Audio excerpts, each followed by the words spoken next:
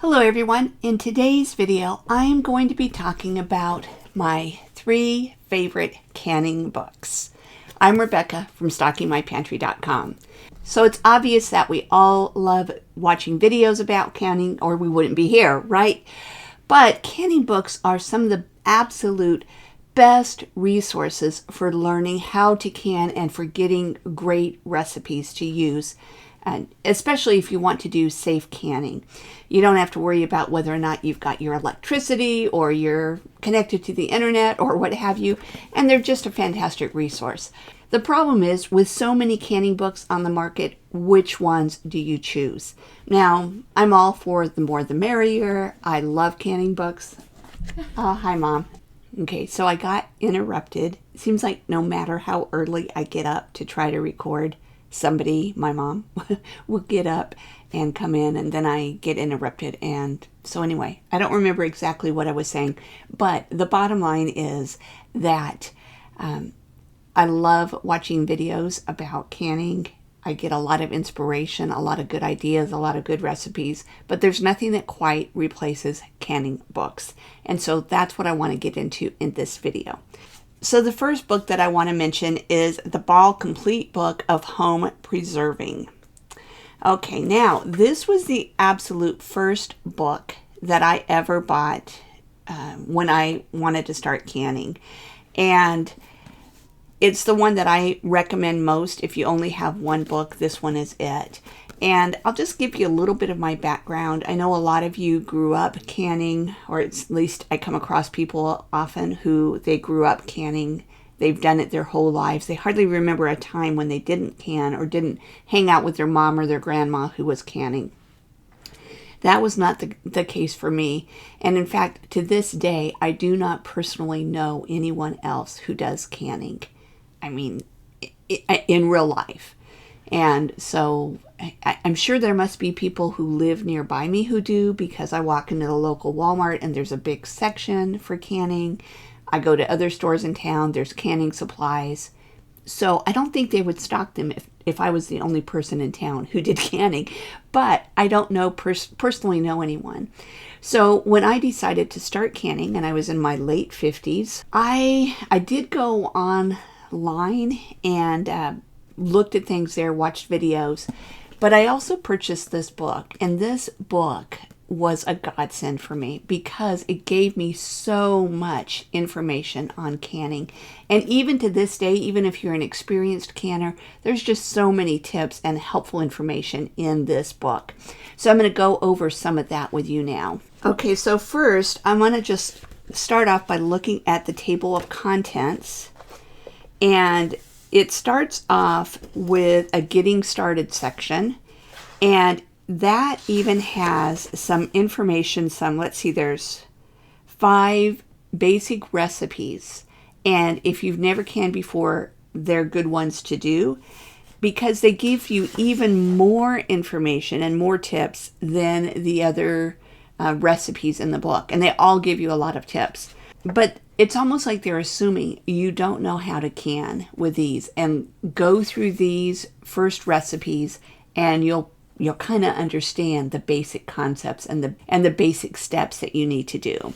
So the recipes in this section are strawberry jam, mint jelly, simple house salsa, traditional corn relish, and pick a vegetable dill pickles. Now, all of these are water bath recipes, and that's definitely a good place to start. But anyway, that's the very beginning.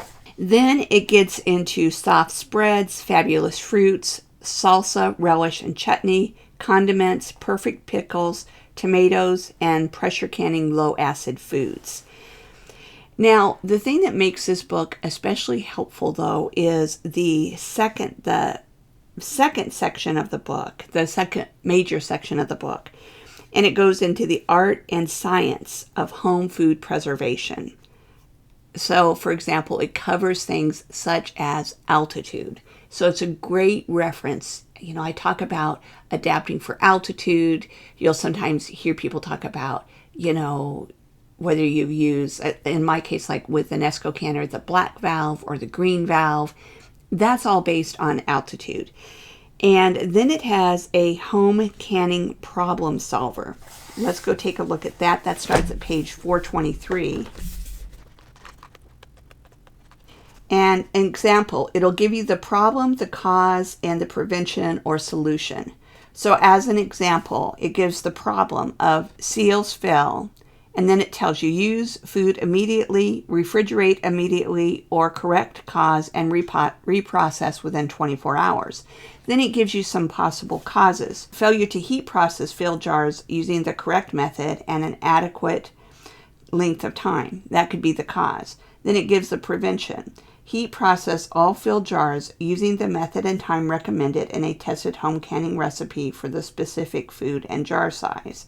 And then it goes on to the cause, improper preparation of lids and or adjustment of screw bands, and then gives you the prevention or the solution.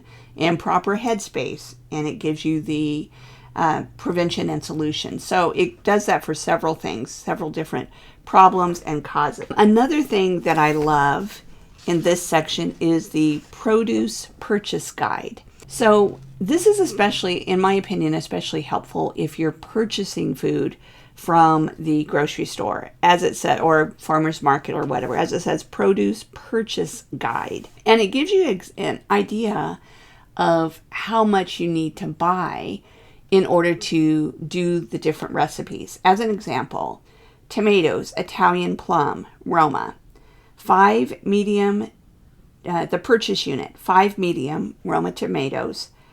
The weight is 1 pound or 500 grams.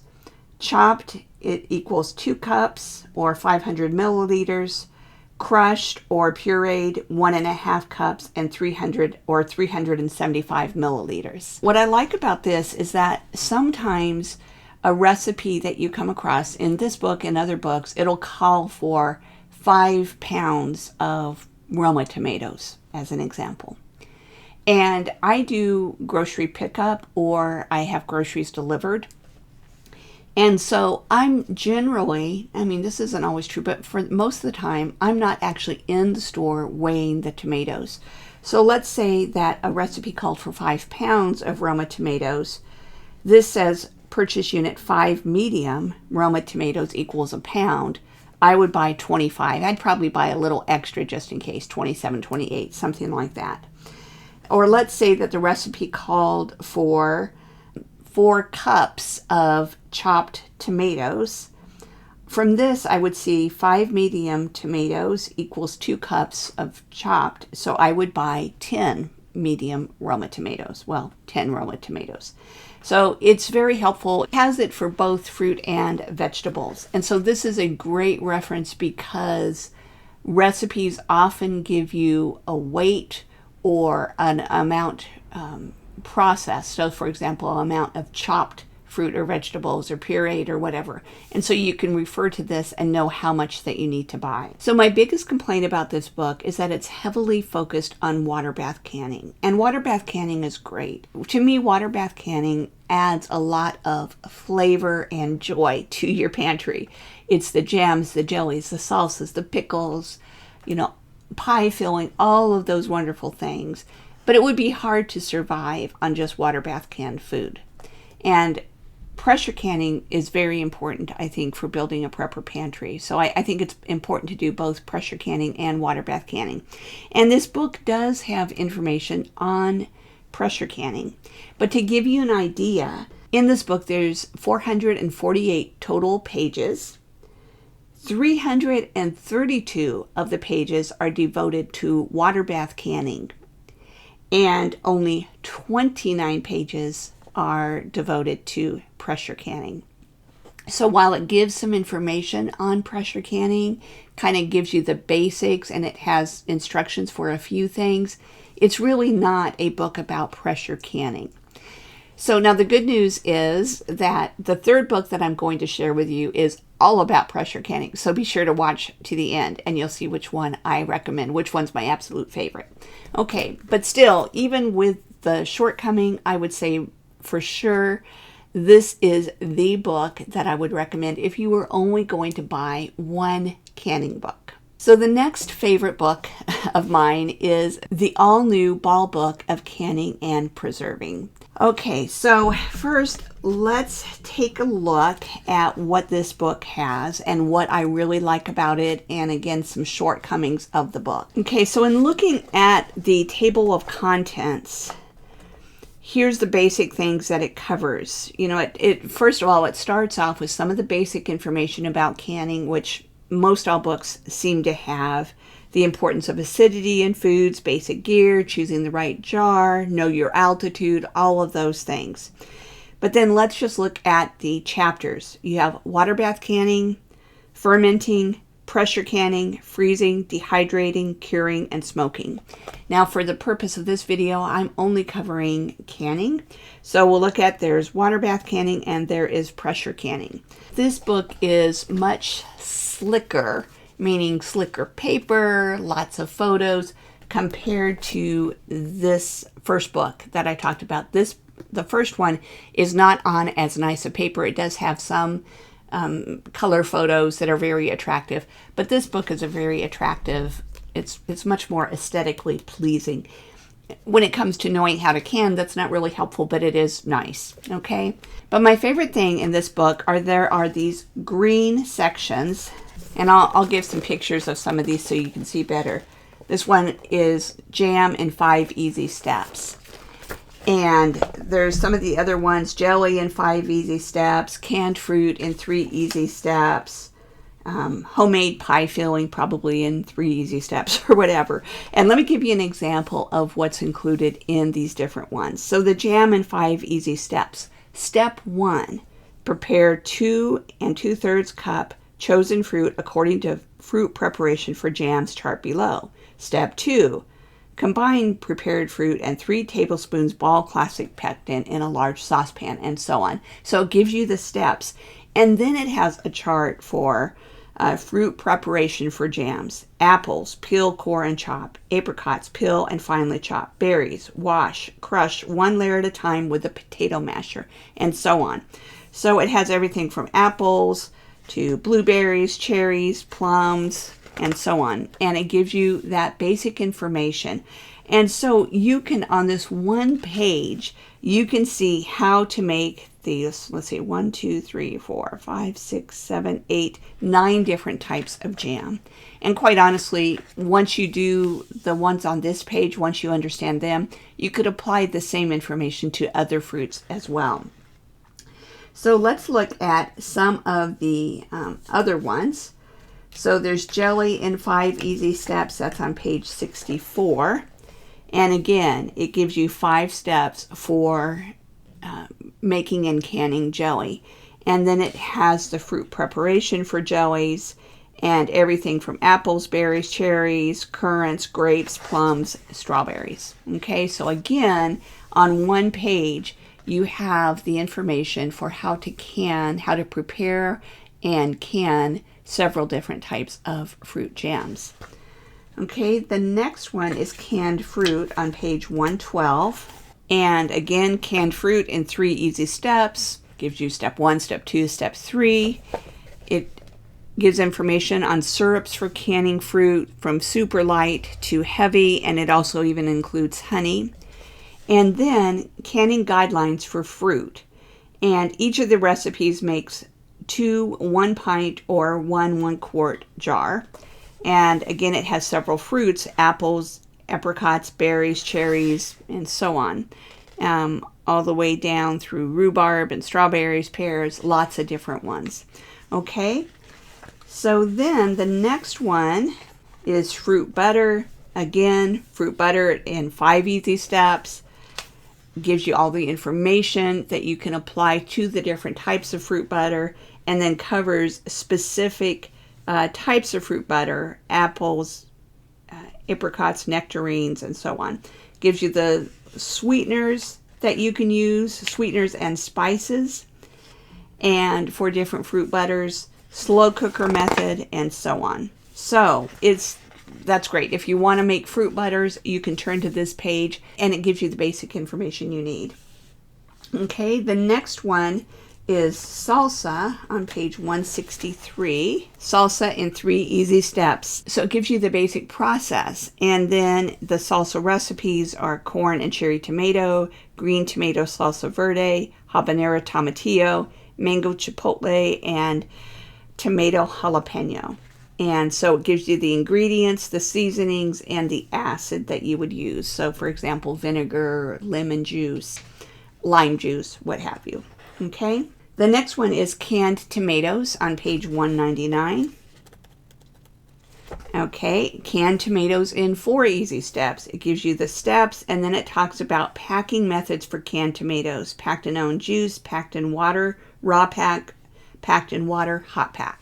Then refrigerator pickles on page 243. And there's 4 steps. Refrigerator pickles in 4 easy steps. And the variations it gives are spicy dill, Mediterranean, Mexican, and Szechuan. Probably not saying that right, but anyway, you know what I mean. More of an Asian flair. Okay, and so it's going to, for example, in spicy dill, choose any combination, and it gives you different vegetables that you can use. And it tells you the seasonings: 2 teaspoons pickling spice, 4 dill sprigs, 2 garlic cloves crushed, 1 jalapeno pepper minced. And then it tells you to use white vinegar for that specific recipe. Next are simple 1-jar meals. And again, it gives you 4 steps. Each of these make between 2 quarts, either 2 quarts or 4-pint jars.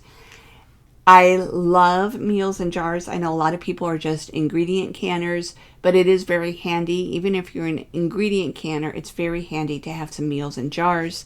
And here are the meals that it has: chicken chili verde, chicken curry, chicken and gravy dinner in a jar, pot roast in a jar, beef stroganoff, and shredded chipotle beef for tacos.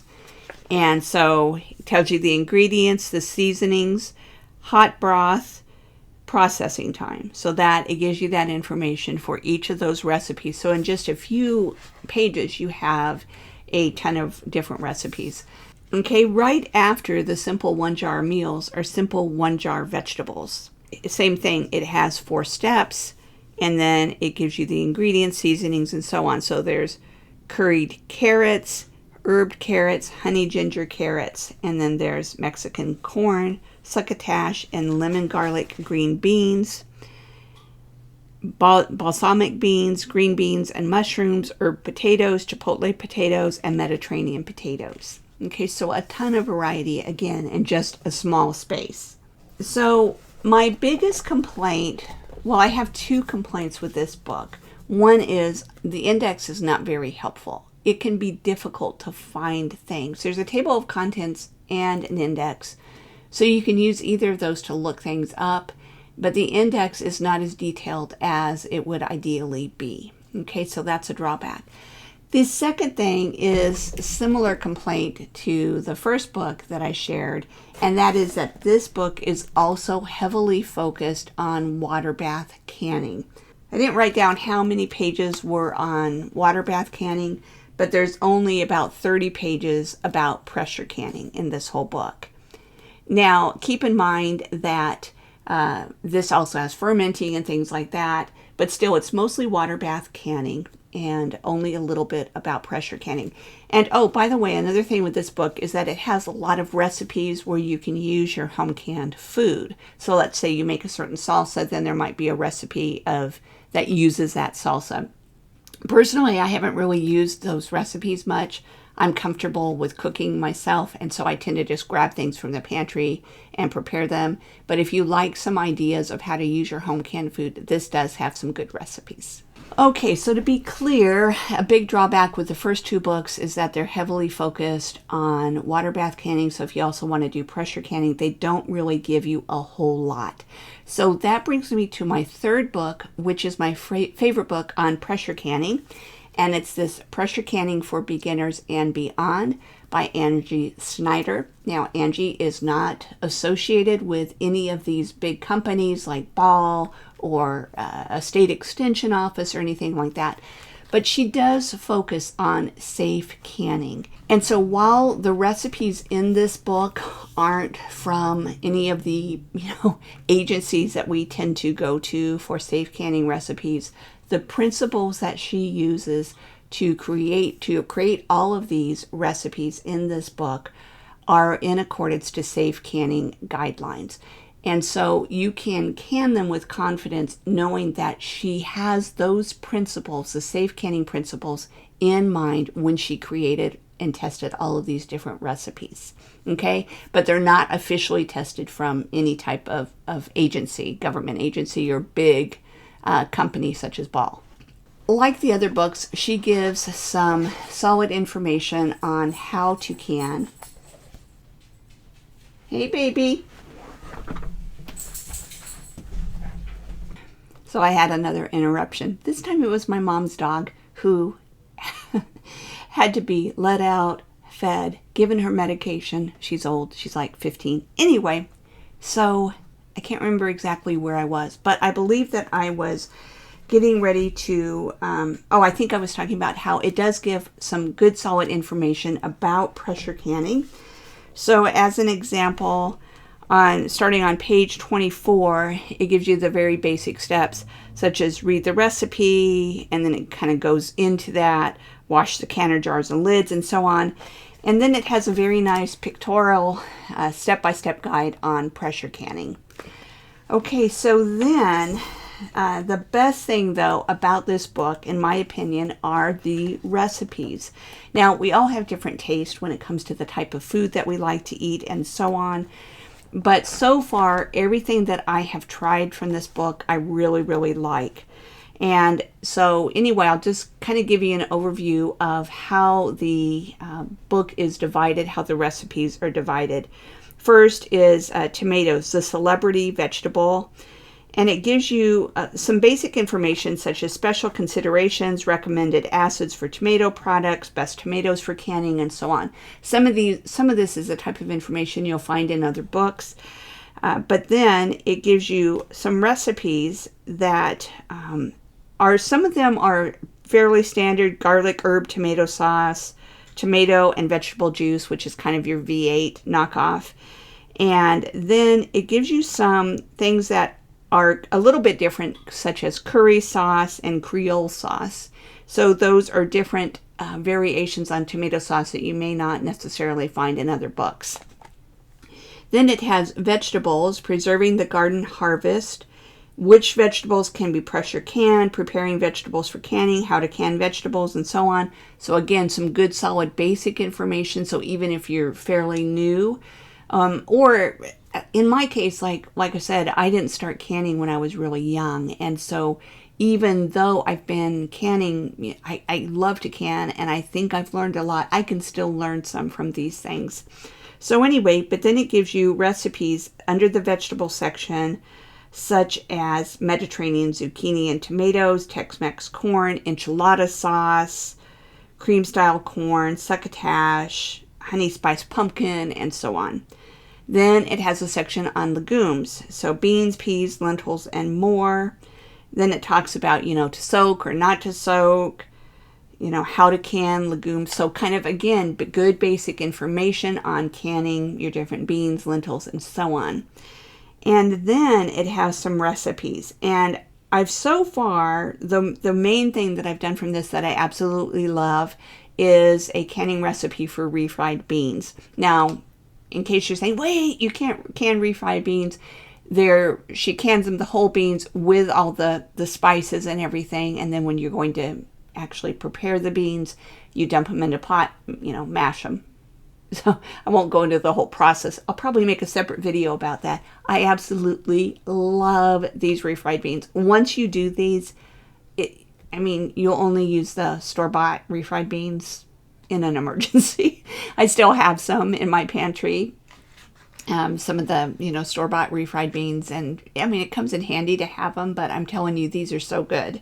So some of the other ones are, pork and beans, southwestern hummus in a jar. So if you like hummus, and again, it's kind of the same principle as the refried beans in that all the seasonings and so on, and the whole beans are in the jar when you can them, and then you in this case, would put it in a food processor or a blender and add some olive oil when you're going to serve it. So good. Okay, so Cajun red beans, and even some different things that you don't see real often. Cajun boiled peanuts is in that section. Okay, the next section is beef and pork from breakfast to dinner. And then, of course, some basic information, preparing beef and pork for canning, canning cured meats, is going to talk about that, and what you have to watch out for, problems with it. Again, she focuses on safe canning. Packing jars of ground meat, how to can beef and pork, recommended amounts, preparation, and so on. And then she has recipes, which I've done really quite a few of these, and I've liked all of them.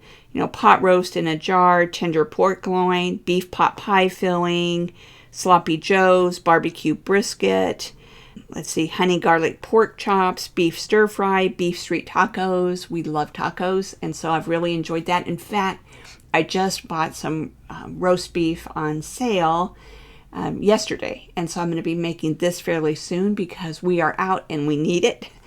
And so many different things like that. So what I love about this book is that it has some good standard American thing, but it also has some Asian, some Mexican. So to me, a lot of the flavors, the types of things that I would like to prepare, it has the recipes in them for canning, which you don't always find other places. Okay, the next section is chicken and turkey. And again, basic information on preparing, on canning, you know, preparing poultry for canning, packing jars of poultry, how to can poultry, and so on. Then recipes are whole rosemary chicken, chicken pot pie filling, pineapple drumsticks, Tex-Mex chicken quarters, chicken marsala, chicken and mushrooms and garlic sauce, which is one that I've made a video on, and so I'll link to that. Teriyaki chicken, super good. I haven't made a video, but I'm going to make one soon, so stay tuned for that. Hot and sour chicken, what to do with leftover turkey, and so just things like that. And then there is a chapter on rabbit and wild game. I won't use that personally because that's just not something I do unless I happen to have a hunter who gave me some. But anyway, but if you do, you or someone in your family hunts or you raise rabbits or whatever, she has some good recipes for that. And then the final section is soups, stews, broths, and stocks. Comfort food as at best. And then it gives you guidelines for canning soups and stews, broth and stock, how to can soups and stews, recommended processing times, and so on. And then a ton of recipes, and here's just a few of them.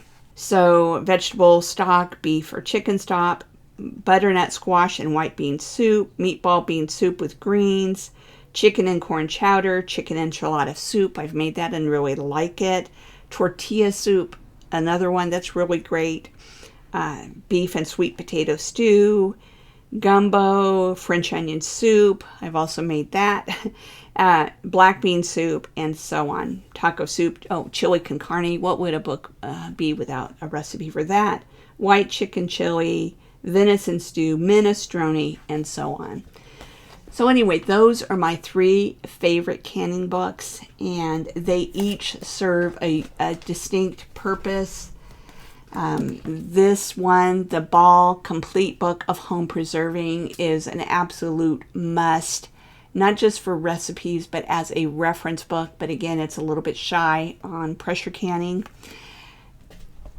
This, book, the Ball, I always forget these names, the All New Ball Book of Canning and Preserving. I love the little guides for, meals and jars and for vegetables and things like that you can just on a couple of pages, or a page, 2 pages, 3 pages, have a ton of different recipes, a ton of different variations. I'm a big fan of meals and jars. This book definitely has that. But again, a shortcoming is not a whole lot on pressure canning. Okay. And then this is by far my favorite book on pressure canning, this Pressure Canning for Beginners and Beyond. So I hope that you found this helpful. If you have any questions, feel free to leave them and I'll do my best to answer your questions. And of course, if you like this video, I would really appreciate it if you would give it a thumbs up. And if you haven't already subscribed to my YouTube channel, I would appreciate it if you would subscribe, where I will be demonstrating me canning recipes from all of these books. Thanks so much for watching and have a great day.